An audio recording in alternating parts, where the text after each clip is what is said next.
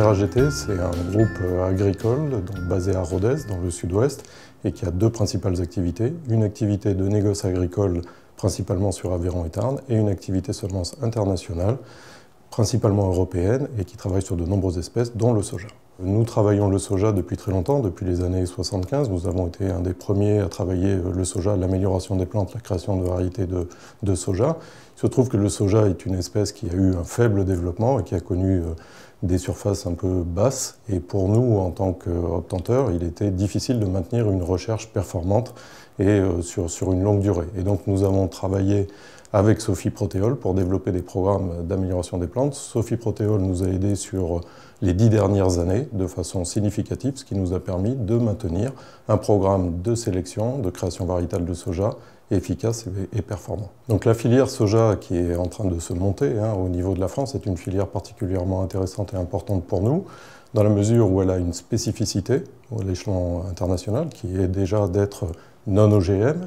Et c'est une initiative, pour la première fois, il y avait eu des initiatives par le passé, mais c'est une initiative qui réunit l'ensemble de la profession au niveau français, ce qui nous donne beaucoup d'espoir sur le développement pérenne et durable d'une filière française de soja.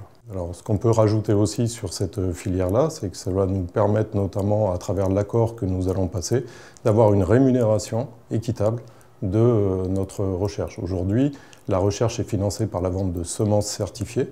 Et il se trouve que sur le soja, c'est une espèce sur laquelle il y a beaucoup de semences de ferme faites par les agriculteurs et qui aujourd'hui ne financent pas le progrès génétique. Donc l'arrivée de cette filière soja, la structuration de cette filière soja sous l'impulsion de Sophie Protéol va permettre une rémunération équitable de la recherche et nous, une pérennité de nos programmes de sélection. En ce qui concerne l'amélioration des plantes, il faut bien réaliser que le soja, on est plutôt en limite septentrionale de culture du soja en France.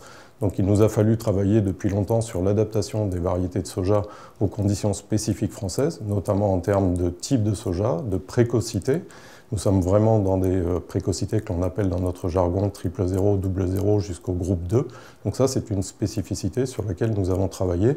Et notamment, le financement permis par Sophie Protéol nous a aidé aussi à introduire du matériel génétique adapté aux conditions françaises. Les enjeux en matière de recherche, c'est effectivement toujours d'amener des variétés plus performantes au niveau des agriculteurs. Donc les principaux axes de sélection aujourd'hui, c'est bien évidemment l'adaptation, la précocité aux conditions culturelles françaises, le rendement, la tolérance à l'averse, la tolérance à certaines maladies et plus récemment, dernier axe de recherche important, la tolérance à la sécheresse, puisque nous sommes dans des années très fluctuantes au niveau du climat. Et pour cela, nous utilisons les outils les plus performants que nous permet l'amélioration des plantes, notamment tout ce qui est marquage moléculaire et sélection génomique, qui nous permettront d'avoir des variétés toujours plus performantes pour les agriculteurs de demain.